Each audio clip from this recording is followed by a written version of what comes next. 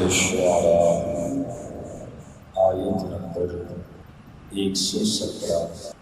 اعوذ باللہ من الشیطان الرجیم،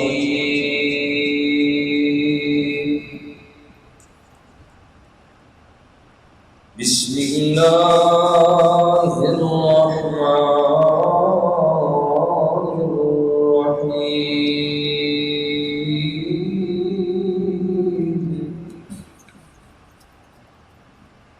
قال ربی، حضرت نوح علیہ السلام نے فرمایا، اے میرے رب، ان قومی کذبون،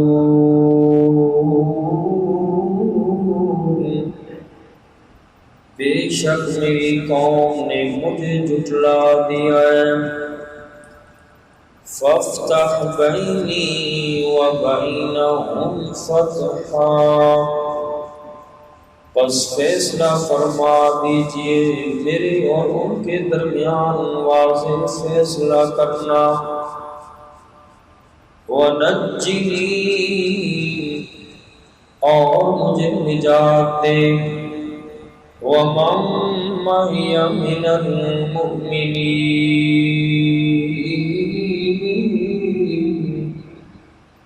اور میرے ساتھ ایمان والوں کو بھی اللہ نجات عطا فرما۔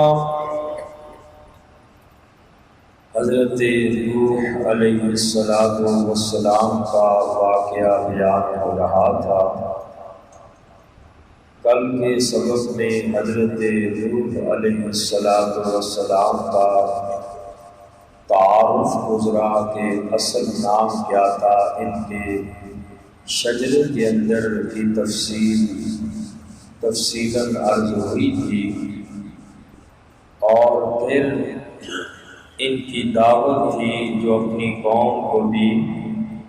قوم والے کہنے لگے، نوح، اگر تو توحید کی دعوت سے باز نہ آیا، لَتَكُونَنَّ مِنَ الْمَرْجُومِينَ، ہم تجھے سنسار کر دیں گے، پتھروں سے مار کے تجھے بالکل مار دیں گے۔ اس لیے تو اللہ کی توحید کی دعوت والا پیغام چھوڑ دے۔ حضرت نوح علیہ السلام نے ایک دن، 2 دن، 1 سال، 2 سال کوئی اپنی قوم کو تبلیغ نہیں کی۔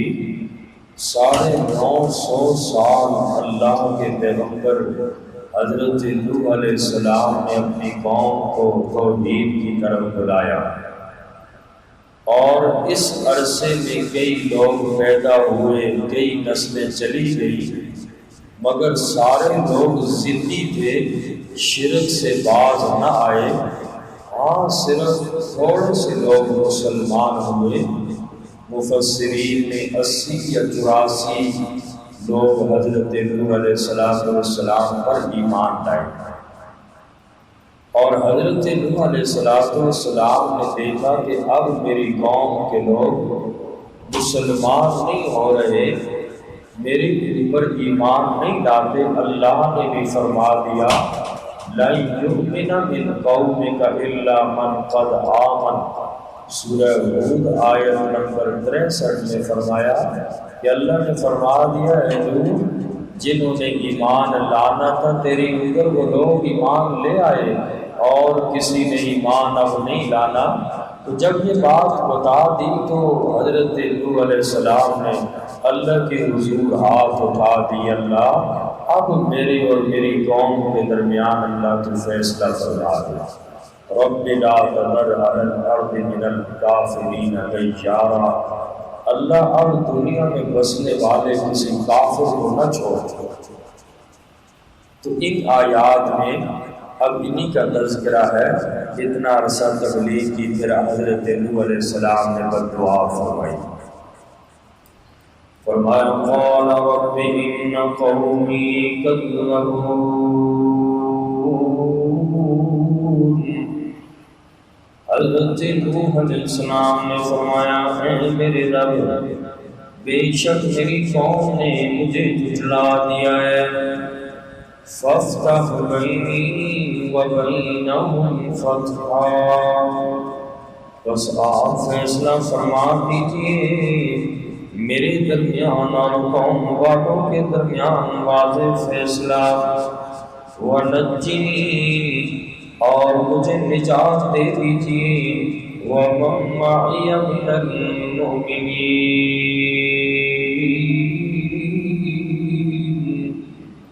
اور میرے ساتھ جو ایمان والے ہیں اللہ انہیں بھی نجات دے دے۔ پھر اللہ کریم کا عذاب آ گیا۔ سورہ ہود کے اندر تفصیلی واقعہ بیان ہو چکا۔ اللہ فرماتے ہیں فَأَنجَيْنَاهُ، بس ہم نے نجات دی حضرت نوح علیہ السلام کو، وَمَن مَّعَهُ فِي الْفُلْكِ الْمَشْحُونِ، اور جو ان کے ساتھ بڑی کشتی کے اندر سوار تھے، میں اللہ کریم نے ان سب لوگوں کو نجات دے دی۔ سورہ ہود آیت نمبر 40 کے اندر حضرت نوح علیہ السلام کا واقعہ تفصیلی بیان کیا۔ ثم اغرقنا بعد الباقین، پھر ہم نے غرق کر دیا اس کے بعد باقیوں کو۔ 80 یا 84 آدمی نجات پا گئے، باقی سب کو اللہ کریم نے غرق کر دیا۔ ان فی ذالک لآیہ، بے شک اس واقعے میں نشانی ہے، بعد والے لوگوں کے لیے عبرت ہے۔ دیکھ لو جنہوں نے اللہ کے نبی کی بات کو جھٹلا دیا، نبی کی تبلیغ کو جھٹلا دیا، نہیں مانا، اللہ کریم نے ان لوگوں کو تباہ و برباد کر دیا۔ ان فی ذالک لآیہ، اللہ فرماتے ہیں بعد والے آنے والوں کے لیے بہت بڑی نشانی اور عبرت ہے۔ وما کان اکثرهم مؤمنین، اور نہیں ہے ان کے اکثر ایمان لانے والے۔ وَإِنَّ رَبَّكَ لَهُوَ الْعَزِيزُ الرَّحِيمُ، اور بے شک آپ کا رب وہی غالب ہے، بہت بڑا مہربان ہے۔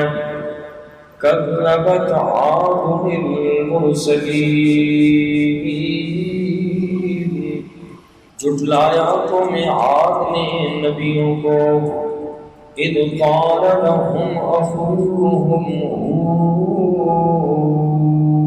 ہود، جب ان کے بھائی حضرت ہود علیہ السلام نے ان سے فرمایا الا تتقون،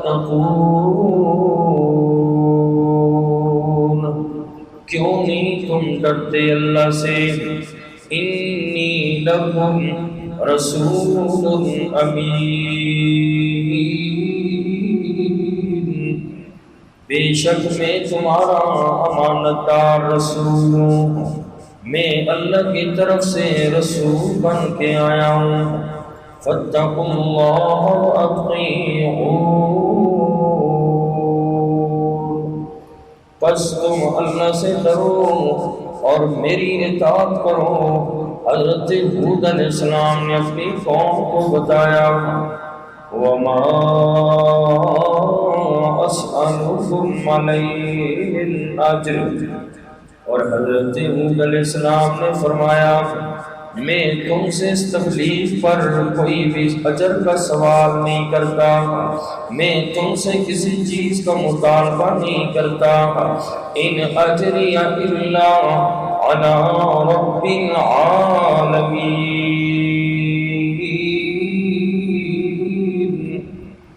میرا تو اجر صرف رب العالمین کے ذمہ ہے، میں آپ لوگوں سے کوئی بھی چیز نہیں مانگتا، ہاں مجھے اجر دینے والا میرا اللہ ہے، لوگوں میری بات کو مان لو، اتبنون بکل ریع آیۃ تعبثون،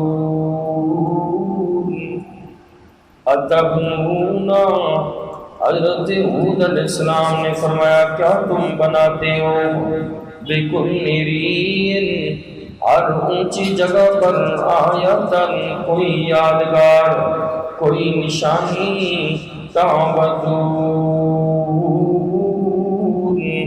کھیلنے کے لیے یا فضول حرکتیں کرنے کے لیے، وَتَتَّخِذُونَ مَصَانِعَ، اور تم بناتے ہو ایسے شاندار محل، لَعَلَّكُمْ تَخْلُدُونَ، کہ شاید تم نے اس میں ہمیشہ رہنا ہے۔ حضرت ہود علیہ السلام نے توحید کی دعوت دینے کے بعد ان لوگوں سے فرمایا اتبنون بکل ریع آیۃ تعبثون، کہ تم لوگ، تمہارے اندر ایک خرابی یہ بھی ہے کہ تم لوگ بغیر کسی مقصد کے جگہ جگہ بڑی بڑی عمارتیں محض اپنی یادگاروں کے طور پر تعمیر کرتے ہو۔ یہ فضول رسم ہر قوم میں رہی ہے، ہر دور کے عمراء اور حکمران عوام کا پیسہ لے کر بڑی بڑی عمارتیں اس لیے تعمیر کرتے تھے کہ وہ دنیا میں ان کی یادگار رہے۔ سرکاری فنڈ سے بڑے بڑے محلات، کوئی یادگار جگہ بنا دی جس کا کوئی مقصد نہیں ہوتا۔ تو قوم عاد کے حکمران بھی ایسی یادگاروں کے شوقین تھے کہ چلو جی ہمارے مرنے کے بعد یہ لوگ دیکھیں گے تو ہمیں یاد کریں گے۔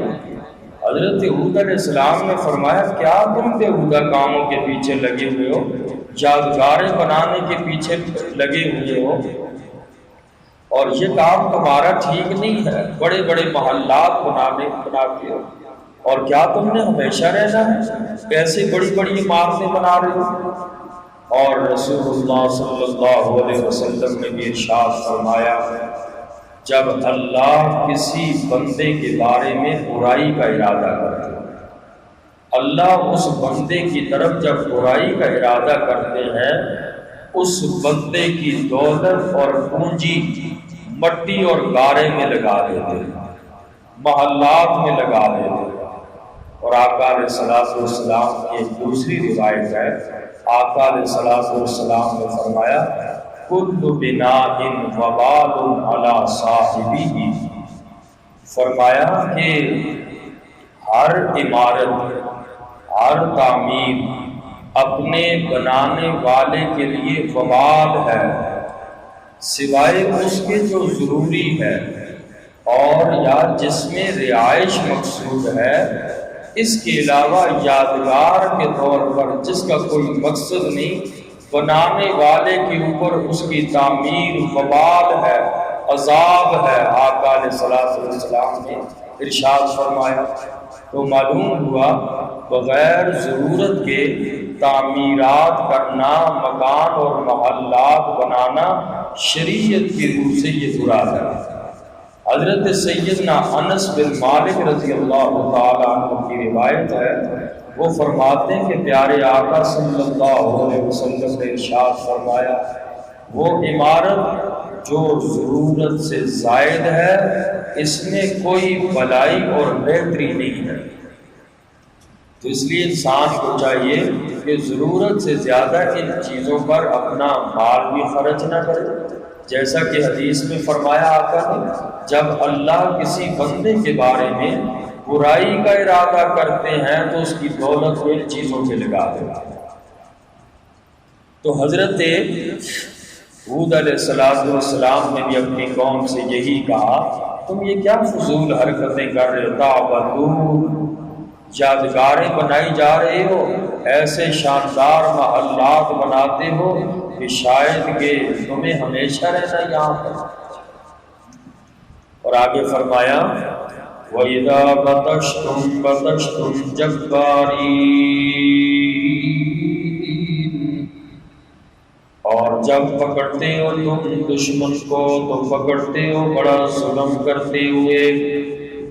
قوم عاد کے لوگ جو تھے اپنے ارد گرد کے لوگوں پر بڑا ظلم کرتے تھے، اور چونکہ قوم عاد کے لوگ بڑے طاقتور تھے، بڑی طاقت والی قوم تھی، اور دوسری قوموں کو للکارتے تھے، من اشد منا قوہ، ہے کوئی بندہ ہمارا مقابلہ کرنے والا، ہم سے زیادہ کوئی طاقت والا ہے، اپنی طاقت کے نعرے لگاتے تھے، دوسری قوموں کو للکارتے تھے اور سخت ظلم کرتے تھے دوسری قوموں پر۔ تو اللہ نے ان کو کیسے تہس نہس کیا، جن کو اپنی طاقت پہ گمان تھا، جو اپنے آپ کو کوئی سمجھتے تھے، حضرت ہود علیہ السلام نے ڈرایا ان کو، فرمایا فاتقوا اللہ واطیعون، تم اللہ کریم سے ڈرو، میری اطاعت کرو، ان لوگوں پہ ظلم تم نہ کرو، اللہ نے طاقت دی ہے تمہیں، طاقت کا غلط استعمال نہ کرو، اللہ نے دولت دی ہے دولت کا غلط استعمال نہ کرو، فاتقوا الذی، اور ڈرو اس ذات سے، امدکم بما تعلمون، جس نے تمہیں مدد پہنچائی وہ چیزیں جو تم جانتے بھی ہو۔ انشاءاللہ یہاں سے آگے اس کی تفصیل کریں۔